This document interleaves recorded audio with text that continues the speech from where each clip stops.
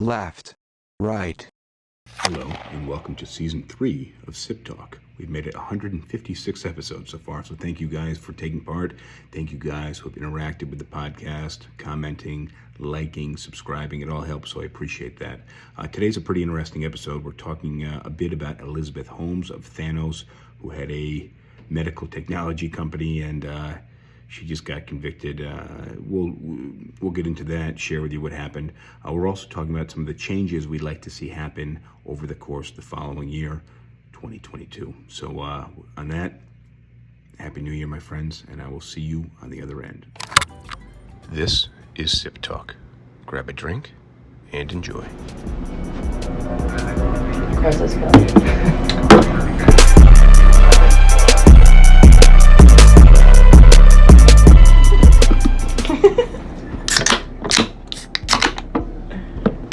Cheers. Cheers. Cheers.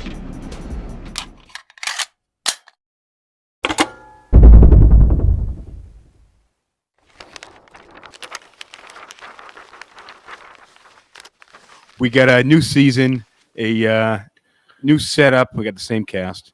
My name is Justin DiGiulio. New year. My name is Justin DiGiulio. This is Sip Talk. Today I'm joined by James, the Boswell out of Charleston, South Carolina. James is a philosopher, an accountant, a professional referee, and a professional bartender. Damn, that's a mouthful. And this is episode 156. So I'm gonna check the live streaming here, which is sounds to me like it's about to be a clusterfuck, but we'll see how it goes. We'll see what that looks like. In the meantime, yeah, there's actually absolutely nothing on Instagram. It's just both of our faces cut off, so that's not great.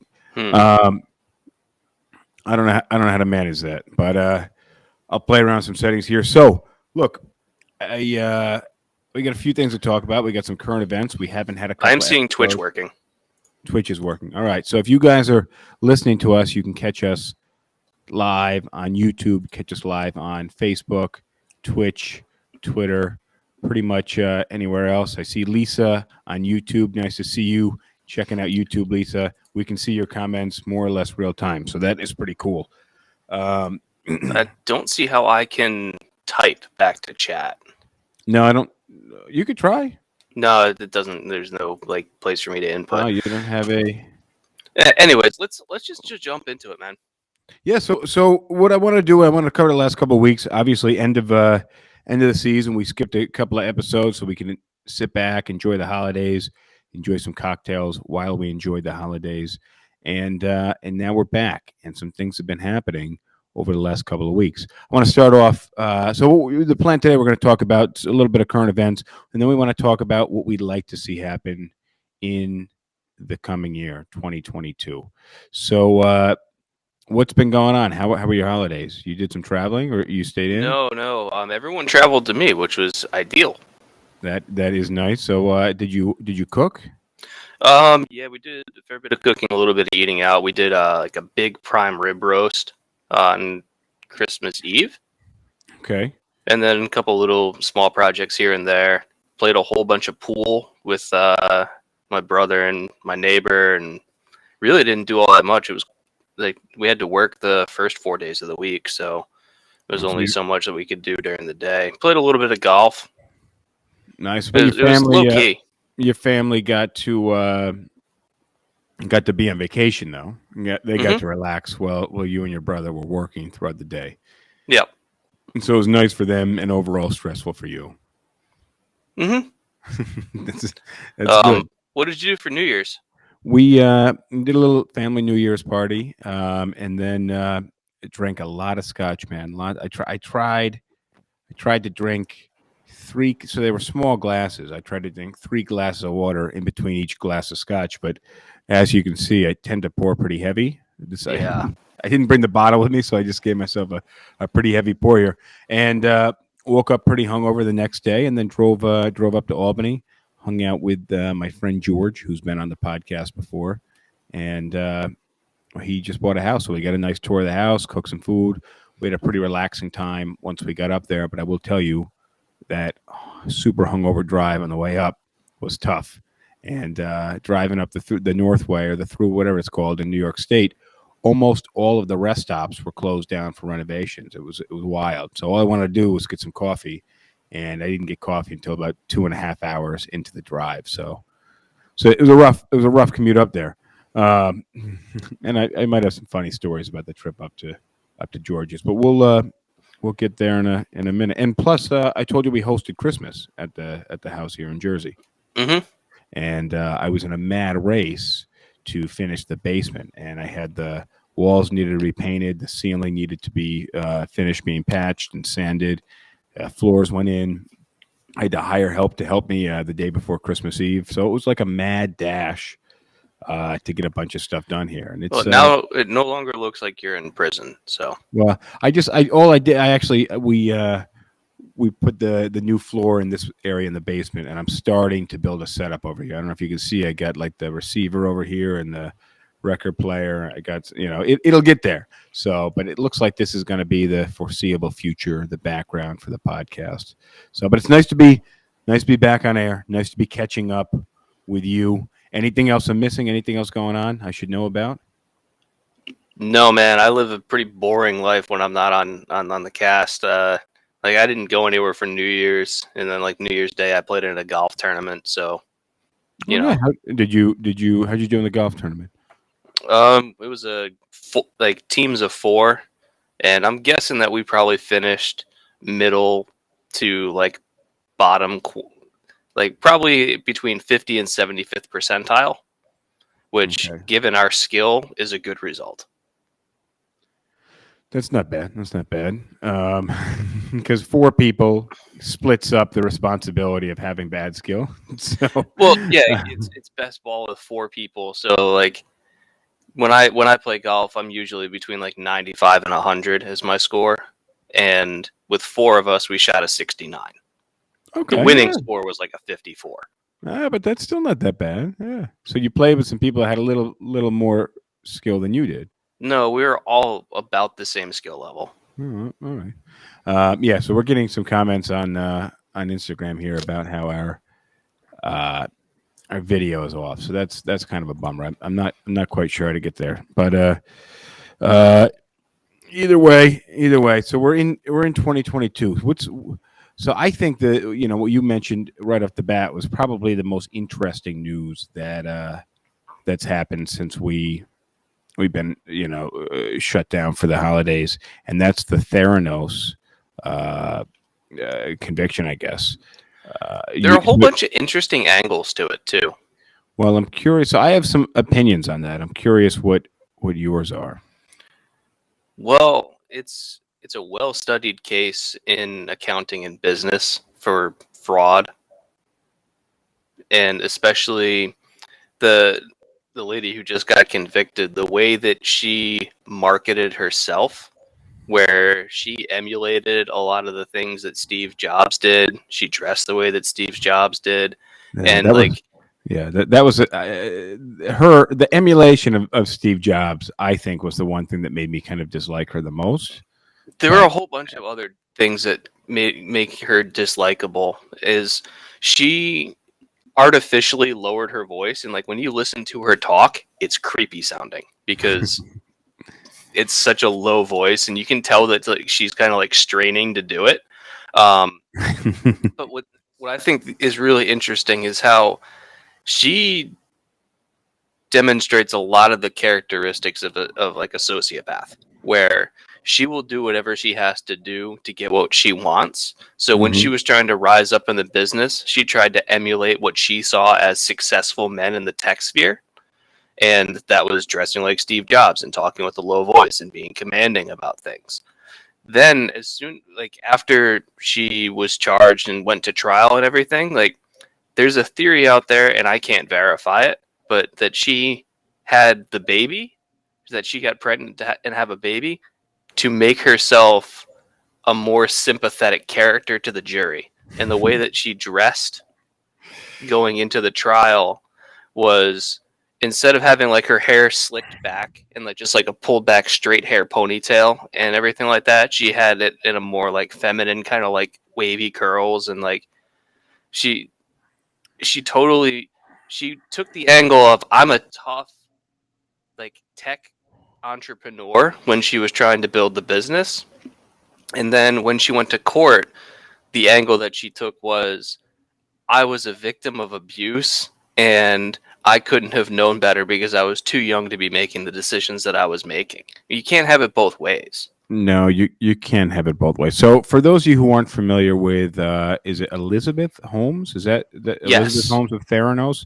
So Theranos was a company that purportedly made a blood testing device, and it would test for all number of diseases. Is that accurate? Yeah, the appeal of their device was that with just a single drop of blood, so like one pinprick of your finger, Exactly. like the machine would be able to run all sorts of tests that previously required a lot more blood and probably more invasive tests. Well, if anybody's given blood for the sake of any medical venture, anytime over the last decade, they typically take vials and vials of blood. We're not talking pinprick. Like this isn't, an insulin Right. test. This is, they're testing lots and lots of blood that they put into vials, and then they put into the centrifuge, and they do a lot with this blood. So the idea to have one device that could test for a lot of different things with a small amount of blood is a great idea. And there was one problem though, which is it didn't work. Exactly, and that's and I think so my understanding is that she was bullshitting people with the idea in mind that she would at some point get it to work and it would pay off. I don't think she was just enjoying the ride for the sake of the ride. I think at least at some point that she thought this was doable. And so that's a huge question that I don't know the answer to. But when it comes to fraud, like she admitted on trial that like she took other pharmaceutical companies' logos and like pasted them onto reports for her company saying like, yeah, this test came back correct. So she knew that the machines didn't work and actively made it seem like they did. So it wasn't just like maybe she thought that at some point in the future the technology would be viable, but during the time that she was trying to get investors to buy into the company, she knew that it didn't work and was making it look like it did work at the time. And it's a much harder sell to say, we've got this technology and it might be good in a couple years versus we've got this technology that works really well right now. We just need money to scale up manufacturing and marketing. And that's where a lot of fraud was committed, and she got quite a bit of venture capital, and she took money from people, misleading them, with false information. And that's when it became, her having a dream and working her way to the dream, and justifying the means, is a great, in theory, like it's nice, but really it's illegal when you're defrauding people. And it's all about the representations that you make. And so if she had said the technology's not there yet, but with more investment, we think that it'll be viable, then she probably wouldn't be in trouble. But it was that the machines were being used on real people, and real people were getting real test results that were really wrong. Like a woman who thought, who was tested for something, and it came back as she had breast cancer in the past, has a test done by Theranos, says the breast cancer is back, which, that's not great news, and that's going to cause all sorts of distress. Turns out she didn't have breast cancer. Like, it was still in remission, but the test said it did. So again, it's not that their technology didn't work, it's that they lied about it. Yeah, and that's not just like white lies, because the other thing that was kind of on trial here is the degree of puffery that exists in the tech space about what your technologies can and can't do. And they finally drew a line at some point saying, okay, we get that you guys are going to pitch your investment, your ideas as all these great things. But when you're flagrantly lying and saying that something works when it doesn't, now it's fraud. And at least there's a line somewhere. Well, and but it was beyond puffery. And this is a woman who was at one point the youngest and wealthiest female in the world. and that's kind of how quickly and how high she skyrocketed. But I read today that like 22 or something. Yeah, super young, which is not. I find myself sometimes in scenarios where I have no past experience to draw from and have to come up with conclusions, which at times in retrospect, I've looked at the conclusions and the actions that I've taken and said, damn, in retrospect, that was not the right choice. At 22, you have a lot less experience to draw from. So, you put in these novel scenarios and you have to come up with a solution. And that's a tough place to be, when you're leading a multi-billion-dollar corporation where making a wrong decision can really fuck you and everybody and your investors pretty hard. Yeah, the problem is that she didn't make just one wrong decision. Well, she made quite a few, and she made a habit of it, which doesn't make it any better. I read today though that Biden, when he was vice president at the time, toured their lab in 2015, and they had created a fake lab for him to tour. Mm-hmm. Yeah. Imagine they just created. Yeah. They had like an entire batch of like fake machines and everything, and so like they would get samples in from people, and then like pretend to run them, and then like so let's say they got a vial of blood from somebody, they would be like, see, we only need one drop, and they put it in their machine, and they'd be like, yeah, we'll have the results back to you in a week, and they'd take the rest of that vial and send it to an actual lab that could get actual results.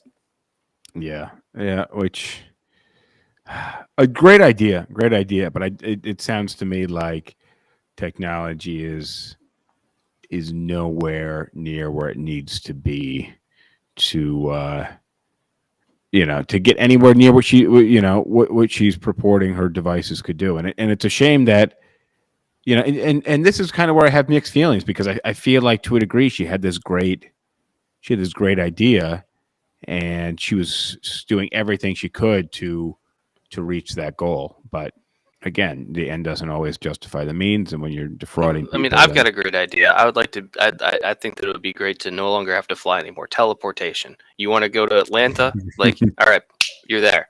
How about JFK? Yeah, you're there too. Madrid, London, New York City. Cool. I'm taking investments from anybody that's interested. The technology is still in its infancy. Well, one, you can't sell it as infancy. It needs to be somewhere in its adolescence. Two, you got to become a much better salesperson. You're gonna have to lower your voice, and we're gonna need you to don some black turtlenecks. And I have to. I think you're there. I think with the turtlenecks especially, you'll you home run from there. So yeah, and for my first test, what I'm gonna do is I'm gonna get a set of identical twins. That's brilliant. That's The Illusionist, the movie with Hugh Jackman and I don't know, some other people. I think Scarlett Johansson's in it. I'll just build like a fancy looking box. One twin will walk into the box in New York City, and then like we'll like have it times that the lights flash in the box in London. The other twin will walk out, and we'll look like we're geniuses. All right, I want to talk about The Illusionist, which you're really onto something. But I want to share, if you guys are watching on Instagram, sorry guys, the video stream is really fucked up today. Those of you guys watching on YouTube, I'm sorry, on TikTok, thank you for joining. You guys are not getting the full experience either. You guys are going to want to subscribe so you can watch us and listen to us on YouTube. So search Justin DiGiulio or SipTalk on YouTube. However, or Twitch, because we can also see Twitch chat in real time.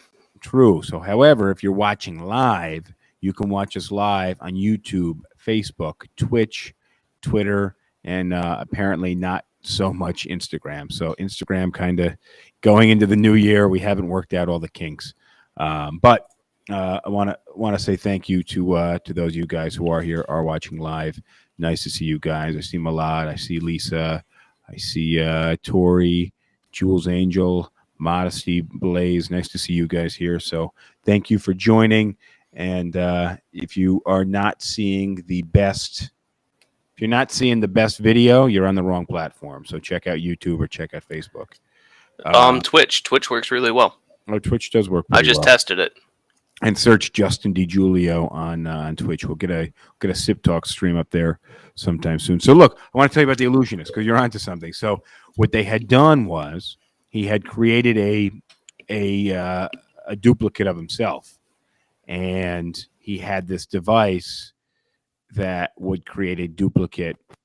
Well, actually, so the guy had somehow had a duplicate of himself created. There's some device created a duplicate of him somehow, and his competitor, who wanted to steal the trick, also had a duplicate of himself made, and the competitor was basically doing the same tricks on stage. He'd go in one door and throw a ball, close the door, and then out of the other door would pop out the identical twin and grab the ball. It actually, he got really into it, even though he was kind of following the trick. He was second string, but he actually had been shot in the hand and lost two of his fingers. So the twin had to cut off two of his fingers, just so that, which is, imagine that, like your twin loses two fingers. So now you got to cut off your fingers so you can keep doing the same magic trick on stage. I think you're in the wrong business, buddy.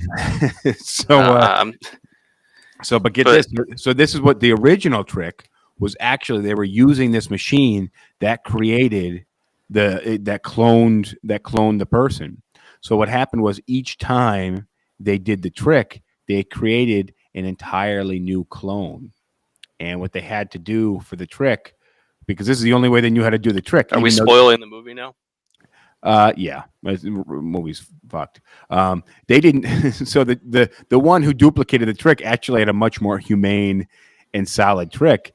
But they didn't know that what the first trick involved was a cloning system, and every time they cloned the magician, they actually had to kill the original. So they'd open a drop space in the stage and drop the original into a vat of water, and he would drown to death. So they just had all these vats of drowned, whatever the magician's name was. There's another way that he could have made money off of this one. Is like, this was kind of like 19th century London, right? I think something along those lines, yeah. I'm pretty sure that like meatpacking plant standards were much lower back then. He could have turned like a little bit of extra profit every show. by cloning cows? No. How are you gonna dispose of the duplicates? Of the cows? You would kill No, of the people. Oh, I don't know. What you want to send the duplicates to the meatpacking plant. Yeah, I don't know about that, man. That's make a couple of extra pounds on every show, and you're disposing of the evidence. So that took a turn towards cannibalism. Either way, but unwitting, because the people that are buying the meat aren't going to know. So yeah, it's Christian Bale and Hugh Jackman. Thank you, Milad. And Lisa, we're glad you can catch us live. Hey, Lori, happy New Year to you.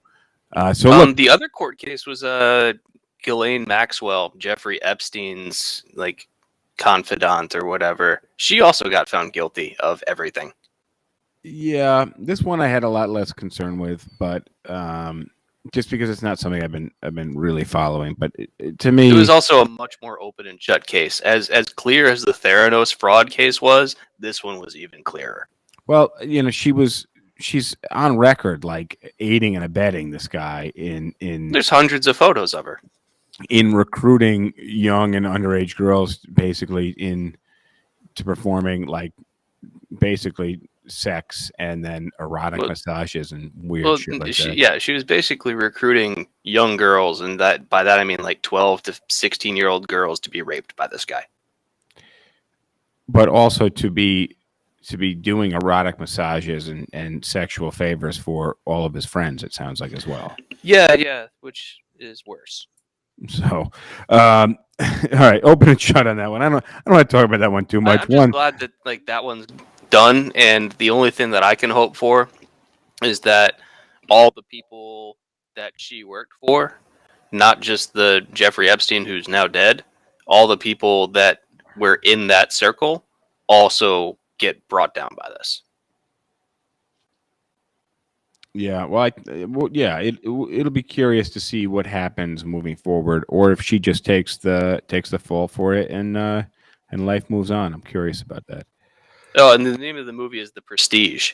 The Prestige, not the. Thanks to Milad for that one. Different movie I had, but I was I was close. The Illusionist. Got to be another movie about some magicians that probably came out about the same time.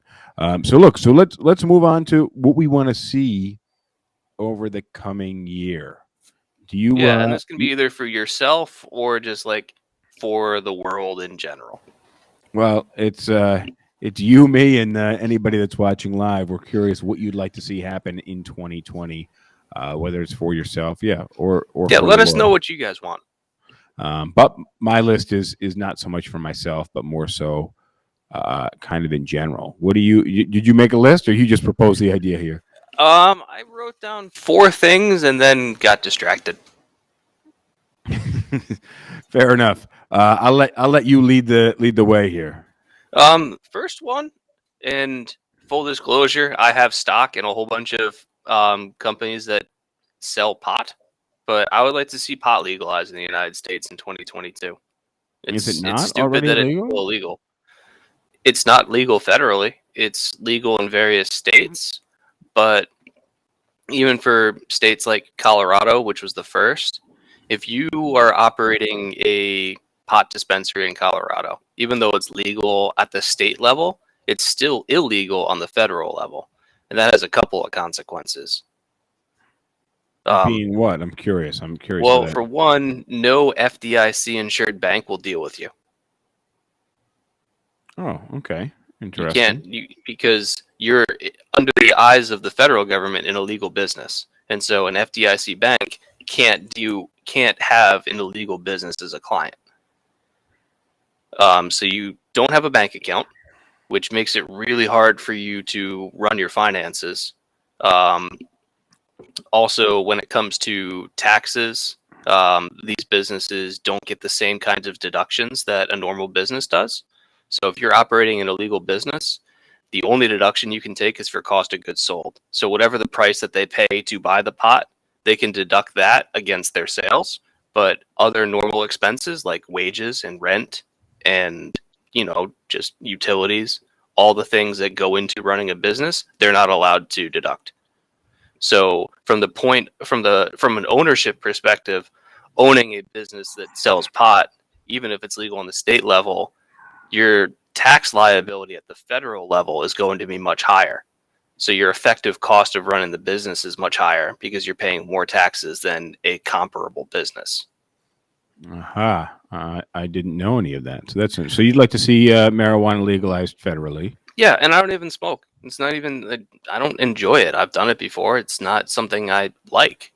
But strictly investment speaking. But in investment speaking, and yeah, like a good portion of my portfolio is in the pots.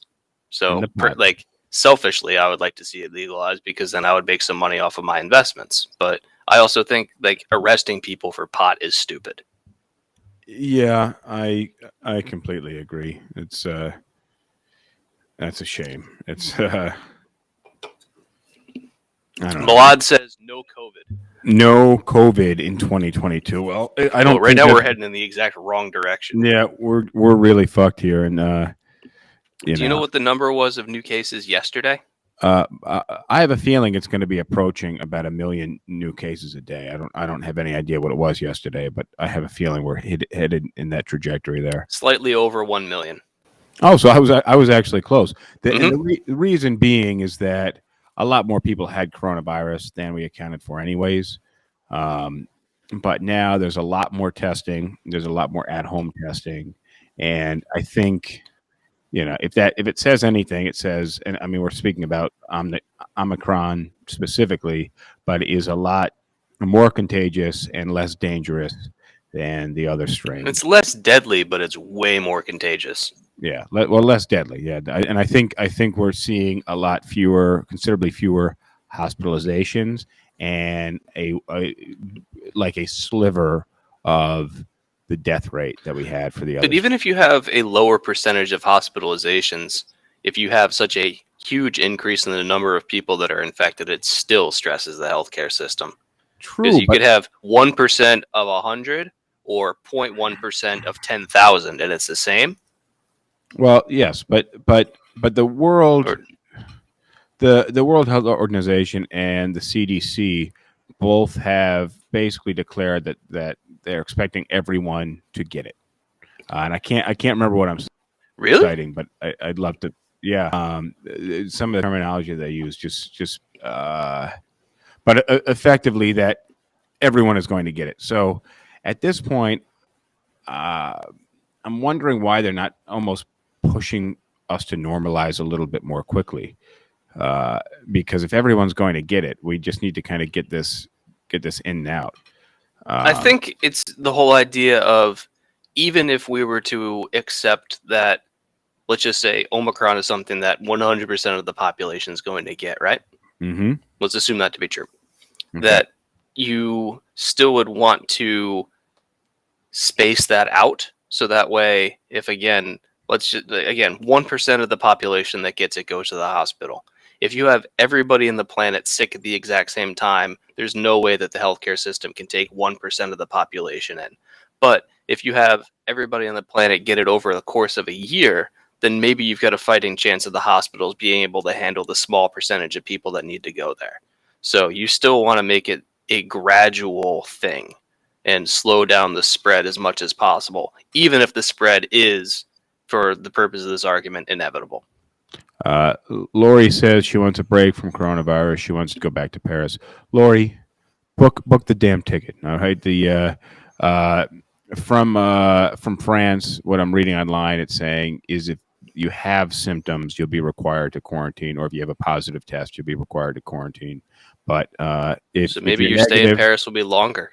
If you're negative and you've been vaccinated, just book the damn tickets, get in the plane, go live your life. Well, that's the other problem with Omicron, is that it's passing through vaccinations much stronger. Yeah, but also we're seeing that vaccinated people, I mean, like literally I've seen almost every single person in my office, coughing or very lightly sick over the last month and a half. And even though there've been some negative tests, I'm still convinced everybody has it and has had it. Lori asks, why don't I open a place where it's legal, hire someone to run it? I'm not, is that in regards to a pot dispensary? Well, that's what in the U.S. you're saying it's not federally legal, which makes right. Which makes the finances of running that business very difficult. So what you're saying is, if at some point it becomes federally legal, the financial aspect of running the business will have a lot less burden on it, and the businesses will be able to flourish better, and your stock and your portfolio. Yeah. In reality, all I'm asking for is for the businesses that sell pot to be on an equal playing field with a legitimate business. Like if you run, I don't know, a shoe store, then you are currently at an advantage. If you sell $1 million worth of shoes, or you sell $1 million worth of pot, the $1 million worth of shoes will be an easier business to run, even if the two businesses make the same amount of money. Like you sell $1 million worth of shoes and you make $200,000 profit. The $1 million shoe business will be a lot easier to manage financially. Well, currently, you're saying. Yes. Yeah. And that's all I'm saying, is that, like, for pot businesses, they're currently playing at a significant disadvantage. And I just want an equal playing field for these businesses. Yeah. So look, here's one thing that I got that I'd like. Are we good on the marijuana front? All right, cool.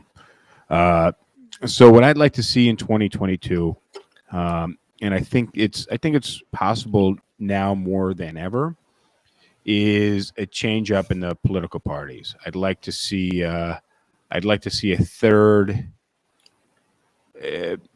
party kind of rise out of, and so when I say third party, I think a lot of people are going to assume that that's going to be like super right or super left. But what I'd like to see is a more centrist party rise up. And unfortunately, I don't think that'll be what'll happen. I think we'll see a hard right party appear before we see a hard left party appear. But I'd love to see a more central party appear. I would like to see like 10 more parties that are all viable. Well, that would that would be great too. If you look at European politics, if you look at like the German parliament or whatever, they have members from like 8 to 12 different parties in parliament at any one time. So you never have one party that has the majority. It's the power is split up among a number of different parties, and then those parties need to get together, and 3 or 4 parties need to kind of form a coalition and say, hey, we'll work together and we'll be the ones running it. So I've got 20%, you've got 15%, that other guy's got 10%, and we'll take that guy with 7%. Now we're at 57%. We can roll. Yeah, I think 8 or 10 or 12 different parties is tough, but I do think if the majority, 12% majority, that leaves a lot more people just kind of having to suck it up, and well, it forces compromise. Yeah, but it forces a lot more people to compromise than right now. We're at like 50% and 50%, or 49.9, and it's so right. you So if you have have 75% having to compromise on something, then you're going to probably get a better result. yeah, and that's exactly what I'm saying. Now, a lot of parties is tough, but also I think we have right now. I'm just afraid that the factions that we'll have will be so extreme that that's not really a great thing. We would have, if it was only 3 or 4 parties, then yeah, I think you're right. You'd have the Democrats and the Republicans right now, and then you'd probably have an extreme left and an extreme right form as well. But if you started diluting things down, once you probably got to like party 6 or 7 or 8, then you'd probably find some party that's going to be a compromise centrist party.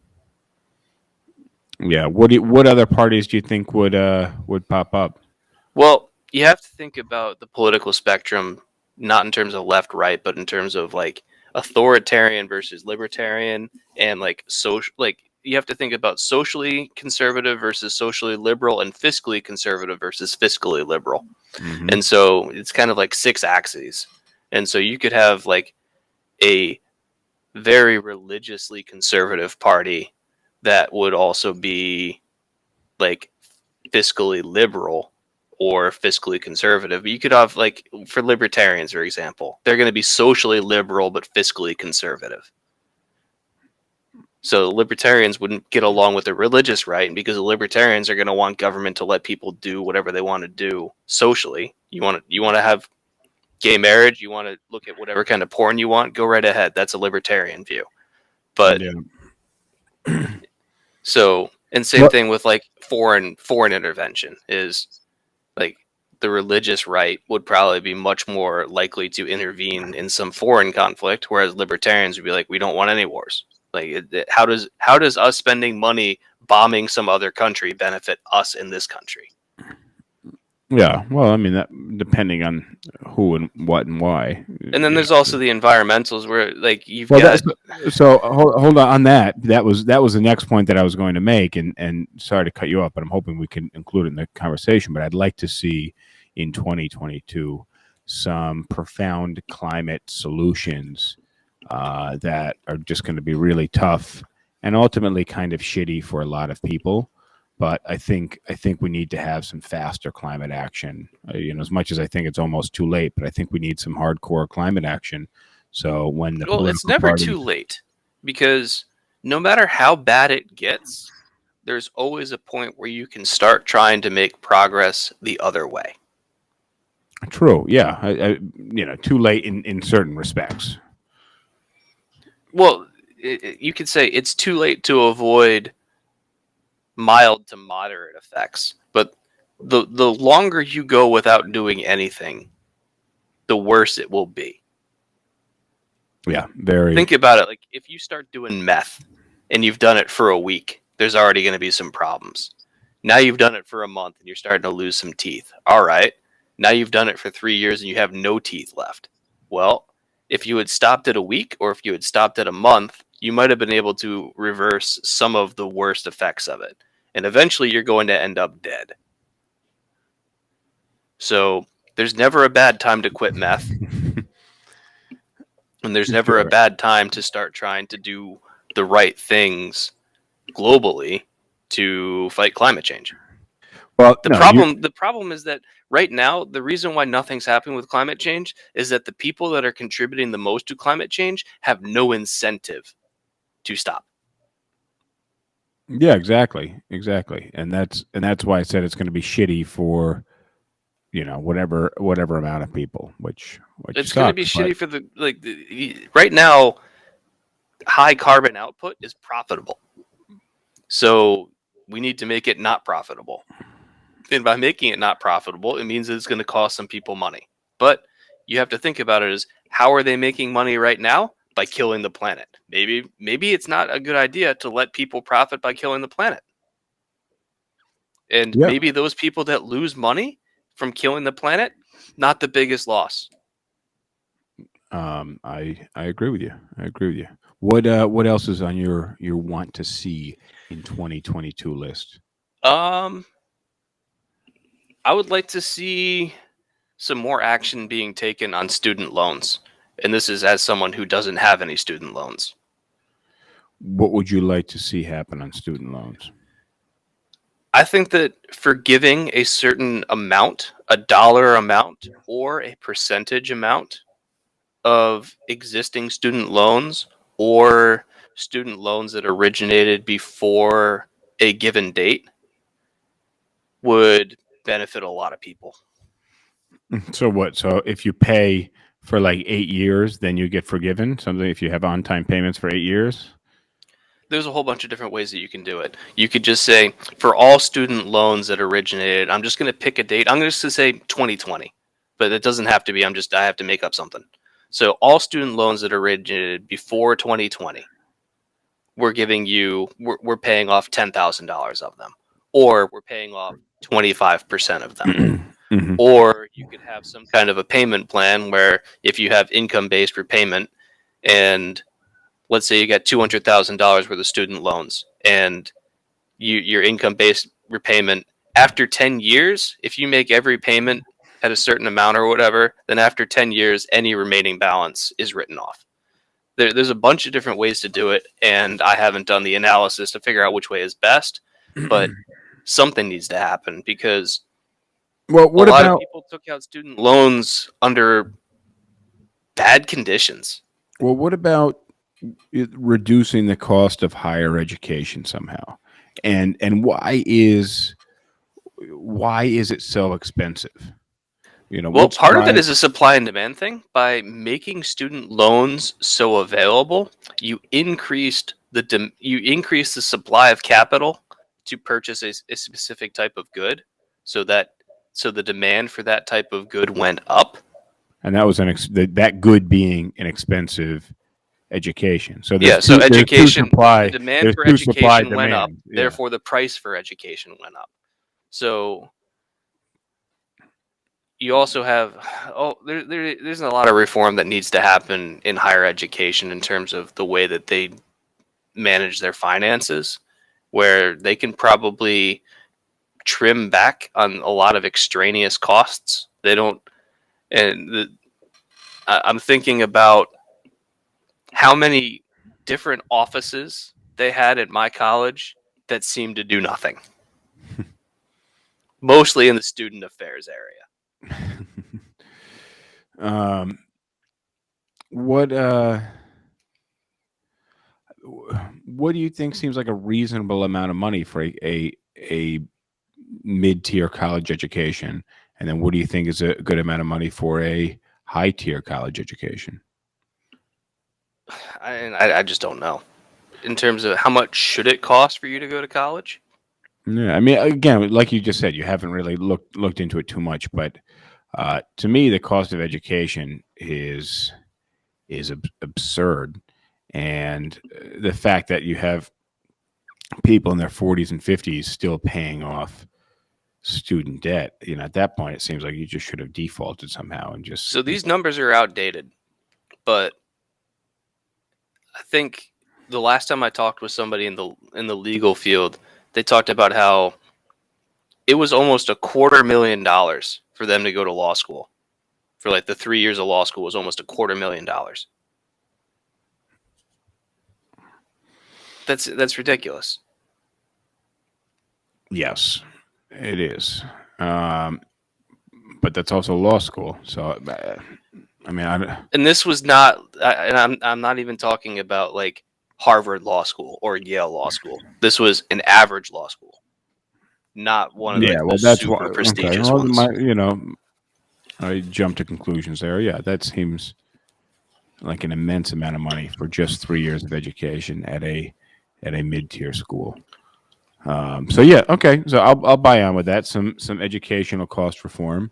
And if you think about, like, imagine you're saddled with, let's say, $200,000 worth of student loans, which after a 4-year school, even just getting your undergrad degree, $50,000 a year in education costs, not unreasonable. There's lots of, like, Northwestern. I remember this was maybe a year or two ago. I looked. Northwestern would have been like $63,000 a year, which puts you at $250,000 over 4 years. Well, how many people can afford to buy a BMW every year? Right? Like, when you Right. And so if you were to work on forgiving some of these student loan debts, maybe you could get more people that could buy housing. But then that causes another problem, which is an even increased demand for housing, which is in a shortage right now, because like year over year, house prices went up 18%.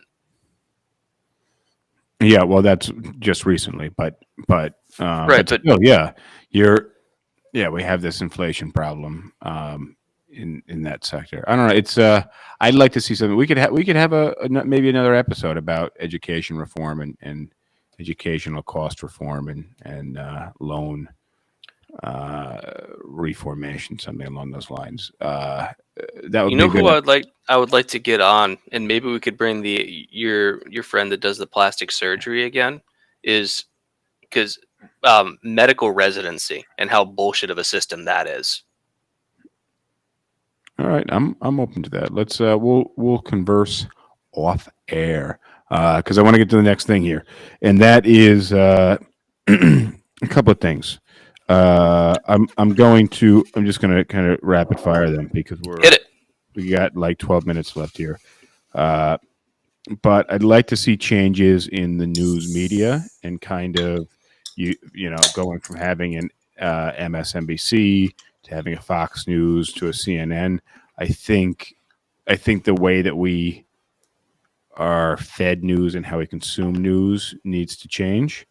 And then I have breakthroughs in AI. I think we're going to see some big changes with AI moving forward, but I'd like to see it sooner rather than later, just so I can kind of see how that plays out. And then maybe some private wealth funding new areas that it hasn't. Who would have thought private wealth would be funding space travel or space vacation? That was a dick measuring contest. It was. But if I asked you 10 years ago, what's private wealth going to be investing in, would you have said, What I would have said is a dick measuring contest. would you have said trips up into the air and then back down like a shitty amusement ride? No, I would have said a dick measuring contest, which would have been far broader, but I would have been right. Maybe not broader for the sake of the term, but girthier. But my thinking was, like imagine you have private wealth funding national infrastructure and transportation. Would you rather be sitting in shitty traffic going through the Lincoln Tunnel for 90 minutes, or would you rather be on not that Lincoln even funded it. It was funded by the taxpayer and the government. It was named after Lincoln. Yeah, exactly. But you could go through like some hyperloop type of thing or something like that. But just new means of transportation and just private wealth funding other areas of our lives, which I think is actually pretty viable. I think there's a good chance that. Why not tax private wealth and then have public wealth fund better ideas instead of allowing like eccentric billionaires to just pursue whatever boondoggles they find interesting at the time? Why not allocate that money and have local governments that actually know what is needed in the area. Why not have them do it? I don't want the government allocating the money because they do a shitty job. They're very bureaucratic. If you've ever watched any public construction happen, it takes years and years and years and ends up costing 3 to 4 times as much if you're lucky. And it's just done really shittily. When you have a business come in and do something, they're looking at the bottom line. They're much more involved, and the money isn't endless, whereas the government basically sees it as endless. And I think, just look at housing alone. Would you rather live in private housing owned by a developer that was created by a developer, or would you rather live in city or state housing in New York? Because I can tell you one thing: I don't even like being in the neighborhoods of the public housing because it doesn't feel safe, depending. But it's one thing you want to walk around the projects, or you want to walk around Hudson Yards, which you have every high-end store. You have Cartier. I wouldn't want to live in. You couldn't pay me to live in Hudson Yards. Well, and also to your point about public housing, imperfect execution in the past does not necessitate imperfect execution in the future. Just because something was done shittily, but it's a good indicator of it. Right, but that doesn't mean that you can't do something better with a more intelligent approach. Well, whose hands do you want to put that in? Donald Trump and his administration, or Joe Biden and his administration? Because I don't have much faith in either one creating better infrastructure and transportation than if a private company was to come up with an idea and be funding it themselves and paying tolls. The problem with privatizing infrastructure is that you end up right where you just said, with tolls and everything else, where you have a mismatched system. But I pay every day. My guess is somewhere between $20 and $30 in tolls. So if they were to build a road right next to the Lincoln Tunnel that was faster and had a comparable toll, I drive in the road. And yeah, and then you run into the same issue as to why you have like state sanctioned monopolies, and you can think about this with like utilities, where you have one utility company services an area. Even if you wanted to build your own utility company, you wouldn't be allowed to, because the idea of having like 3 or 4 different sets of utility poles all competing for the same space is inefficient. So if you were to have 3 or 4 roads all going to the same place, then you're just using up space that could be used for something more useful, such as housing. I agree with you there, but there could be somewhat of a joint venture. But I think there's some opportunity there, and I'd like to see some proposals, and I'd like to see some cool things happen. Like the Hyperloop is a private idea. Yeah, it's also a dumb one. Well, but it's an idea, and the first ideas don't necessarily need to be spectacular ideas, but it's a start. So I'd like to see some new ideas come out. Hyperloop does nothing for me, but why not just invest in more public transportation? Or like when I was in Spain, when I lived in Bilbao, I could get pretty much anywhere I wanted for like less than 10 euros, and it was super easy to do, and it wasn't that much slower than if I had my own car, because their public transportation system was just good. But I don't believe that our government is capable, and I don't. Why is it that Spain's government was capable of it and ours wasn't? It's not just Spain; it's many other countries throughout the world have much better public transit than we do. So what makes our government so shitty at doing public transportation compared to all these other countries? I'm not exactly sure. Are we that much dumber than them? On a whole, probably yes. but yeah, a lot of bureaucracy, and but I mean, there's something that makes us much worse at it, because you can get on a New York City subway, and you can get in the subway in nearly any other country, and you get in New York City and you're like, this is third world, and you can go to a third world country and you're like, this is nicer than New York City. It also feels safer and looks cleaner than New York City. So I'm speaking about New York City specifically, but that's my experience. It's true in many cities where the public transport systems are not well kept up, and Boy, I mean that's an episode in and of itself that I'd like to do Well, some research well, on. look. Two other thoughts though is a breakthrough in AI. No, You want AI to needs to cool its jets. my thinking today, because I had to call, who did I call? The bank or somebody? No, it was the bank, and I called the bank, and then nobody answered at the bank, so it automatically went through to Citibank, like their corporate phone lines, and then I waited another like 25 or 30 minutes for someone at the corporate phone center to pick up. And they picked up, and I said, "Hey, I need to do this with my account." And they said, "Oh, well, you need to call the branch to do that." And I was like, "Well, I just did." And I automatically got pushed forward to you, but I had to answer. I had to give them my damn account number, and you're obviously talking to a voice recognition system, and there's very little AI involved in that. But my thinking was, it would be nice to. I don't mind talking to the voice recognition system if it works and if it's fast. I hate But both of those things. well, no shit. But if the AI that's controlling that and doing the voice recognition could pass the Turing test, you might not mind so much. And you agree? I do not want a world where we have AI that can pass the Turing test. So, for those of you who aren't familiar, the Turing test is a test where you have three points. You have the human user who's asking questions, and then you have a computer who's answering questions, and you have a human who's answering questions. And the human who's asking the questions is basically administering the Turing test and needs to be able to tell which is the human and which is the robot. So it's, can you tell the difference? And passing the Turing test would be an AI that scores basically the same at chance, so 50% with the human. Exactly. So, what I'm getting at is, talking on the phone or waiting on the phone with the bank. It would be nice to be able to have to talk to somebody who I thought was a person. No, because then you're just gonna be feel really stupid when you realize that you've been having a conversation with somebody that wasn't a person. Well, that's when they talk about all these like robots being, oh well, we gave the people in Japan robots in the hospital and it really increased their mood, and they were able to talk to the robots and shit. I just think, like, what type of people are these that are talking to the Japanese robots? Like, what?